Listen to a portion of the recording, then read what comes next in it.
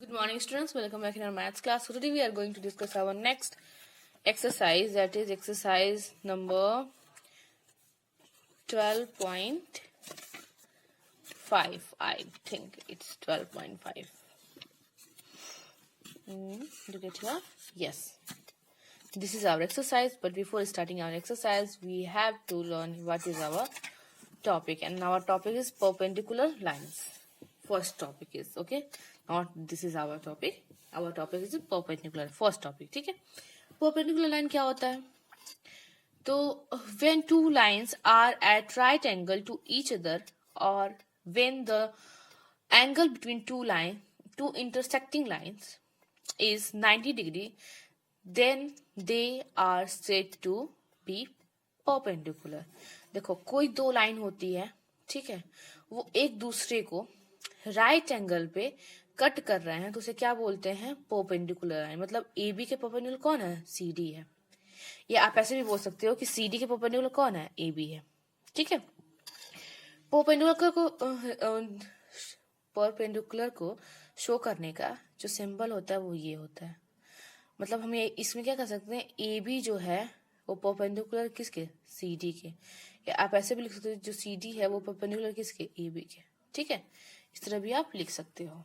ठीक है, तो कुछ एग्जाम्पल्स दिए गए हैं, जैसे the wall is perpendicular the floor. Floor जो हमारा फर्श होता है और जो वॉल होती है, ठीक है, वो एक दूसरे के क्या होते हैं? परपेंडिकुलर होते हैं. एनी टू एडजेसेंट एजेड ऑफ द डोर और द विंडो आर परपेंडिकुलर. कोई भी दो एडजेसेंट एजेड जो होते हैं दरवाजे के या फिर विंडो के, वो भी एक दूसरे के क्या होते हैं? परपेंडिकुलर होते हैं. ठीक. English alphabet T and L also illustrate perpendicular. GT. तो इंग्लिश अल्फाबेट की जो T और L है ना, वो परपेंडिकुलर को भी ऐसा शो करते हैं. ठीक है, ये है. इसके बाद क्या है? Perpendicular bisect. जो हमारा नेक्स्ट टॉपिक वो क्या है? Perpendicular bisect. तो line segment that is perpendicular to another line segment and also divide it in two equal parts is called a perpendicular bisect. देखो वो तो perpendicular हो गया. ठीक, इसमें कोई कंडीशन नहीं है हमारे पास कि वो कहाँ पे डिवाइड कर रहा है, क्या है, कुछ नहीं है. ठीक है, बस वो एक दूसरे को 90 डिग्री पे कट करें तो उसे क्या बोलेंगे? परपेंडिकुलर लाइन बोलेंगे. परपेंडिकुलर बाइसेक्ट क्या होता है कि ये इसको एक दूसरे को 90 डिग्री पे कट तो कर रहे होते हैं, इंटरसेक्ट कर रहे होते हैं, लेकिन जिस लाइन को वो कट कर रहा होता है 90 डिग्री पे, उस लाइन को वो दो इक्वल पार्ट्स में डिवाइड भी कर रहा होता है.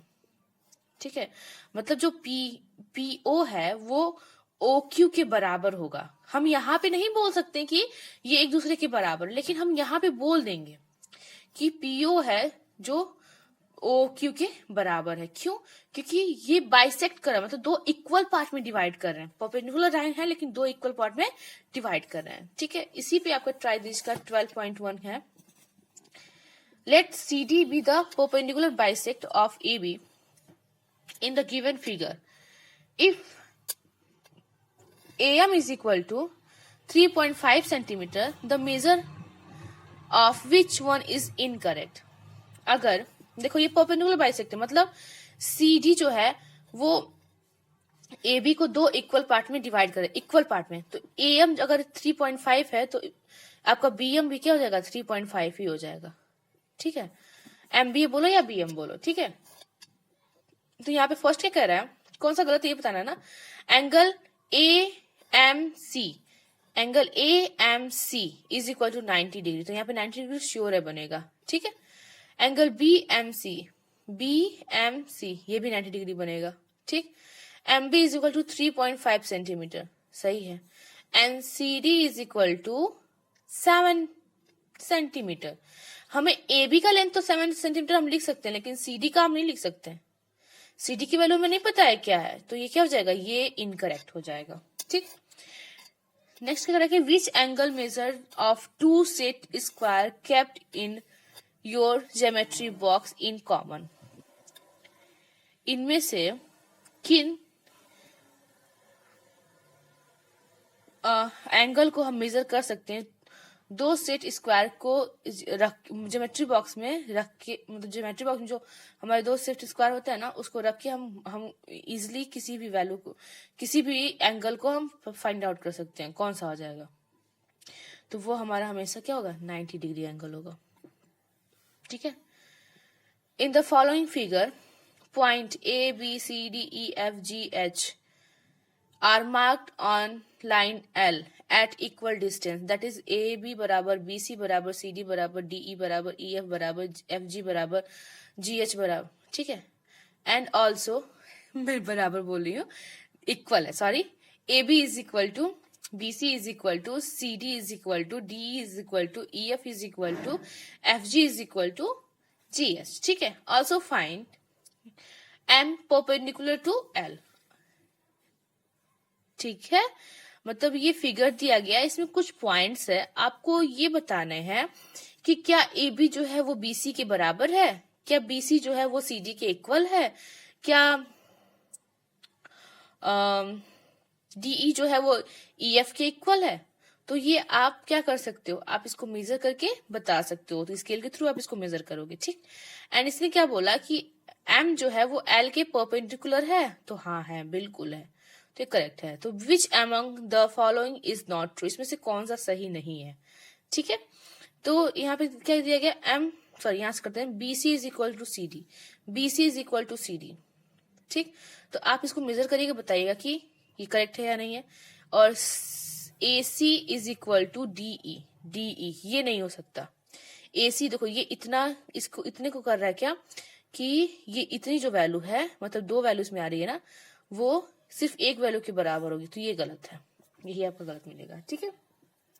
टाइप ऑफ ट्रायंगल्स, तो ये मैंने शायद किसी चित्र में बताया था कि on the basis of side जो हमारे ट्रायंगल्स होते हैं वो 3 टाइप्स के होते हैं, equilateral triangle, isosceles triangle and scalene triangle, ठीक। इक्विलेटरल में क्या होता है कि सारे जो साइड्स होते हैं वो इक्वल होते हैं, आइसोसेलेस में क्या होता है कि दो साइड्स इक्वल होते हैं, एंड स्केलिन में क्या होता है कि कोई भी साइड इक्वल नहीं होता है, ठीक। सिर्फ इतना समझिए, और इनके ये जो डिफिनीशंस हैं ये भी आप कॉपी में राइट करिएगा एक एक फिगर के साथ, ठीक। Triangle classification on the basis of angle, angle के थ्रू बताने हैं। तो आपका होता है एक एक्यूट एंगल, जिसमें एक एंगल जो है वो श्योर है 90 डिग्री से कम होगा, ठीक। एक या दो एंगल जो होते हैं, नहीं सॉरी मिस्टेक हो गई मेरे से, सॉरी, इसमें जो तीनों एंगल्स होंगे ना वो 90 डिग्री से कम होते हैं, ठीक। एंड राइट एंगल क्या होता है, इसमें वन एंगल जो होता है वो 90 डिग्री होता है, और बाकी दो जो एंगल होते हैं वो एक्यूट एंगल होते हैं। मतलब अगर यहाँ ये वन एंगल 90 डिग्री बनाएगा, इसे क्या बोलेंगे, राइट एंगल, और बाकी जो हमारे एंगल्स होते हैं वो एक्यूट एंगल होते हैं, ठीक।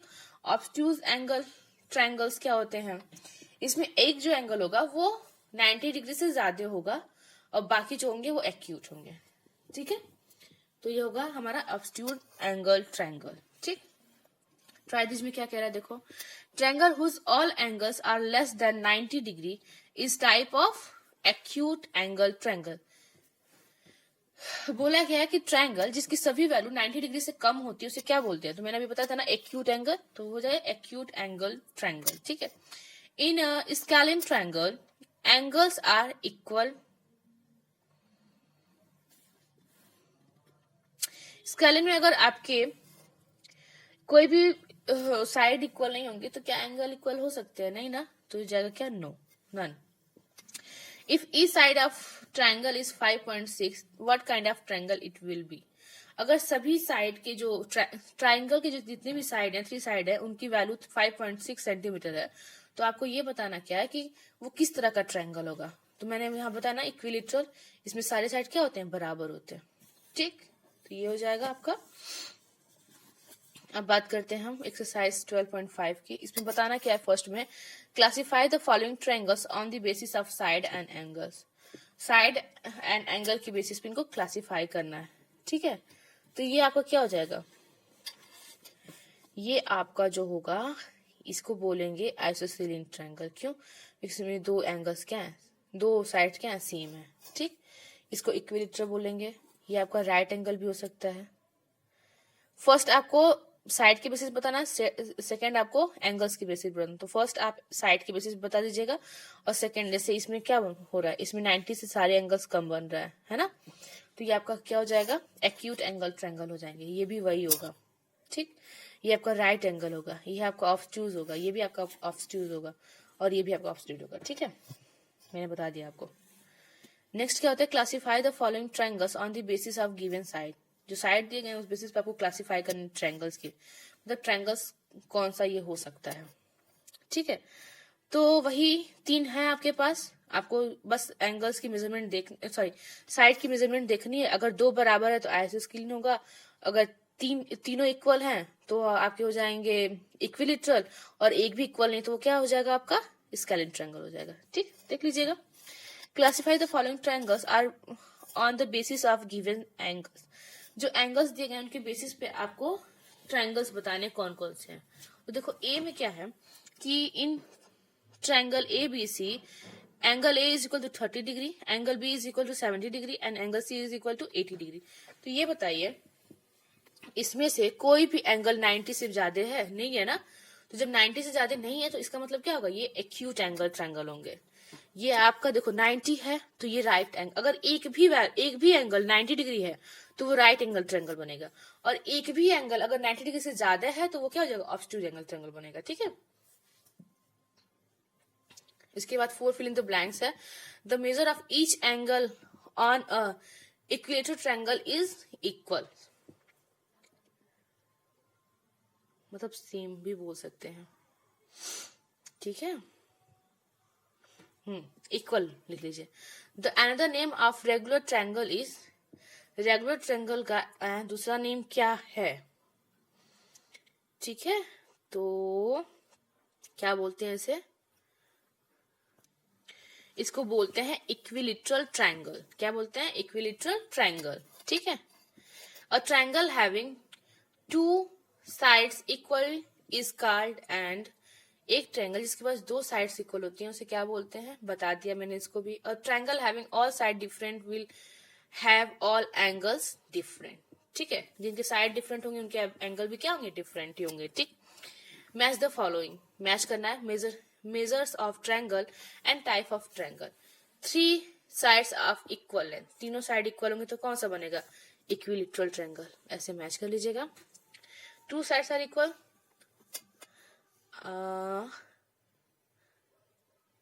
ये हो जाएगा आइसोस्केलिन ट्रायंगल, ठीक। ऐसे इसको मैच कर लीजिएगा। तो ये रिस्पॉन्सिबिलिटी आपकी है, ठीक है, करिएगा। फिर नेक्स्ट क्लास में हम लोग बात करेंगे। मैं सोच रही हूँ ना कि यहीं तक स्टॉप कर दूं, जब हमारा पोस्ट मिट कंप्लीट हो जाएगा तो फिर हम लोग ये 2-3 एक्सरसाइज बचे हुए हैं ना उसको हम लोग करेंगे, ठीक है। अभी हम लोग यहीं तक पढ़ते हैं और यहीं तक आपके एग्जाम में आएगा, ठीक। जो नेक्स्ट 2 एक्सरसाइज है हम लोग नेक्स्ट अपने क्या कहते हैं फाइनल टर्म में पढ़ेंगे, ठीक है। Okay, thank you.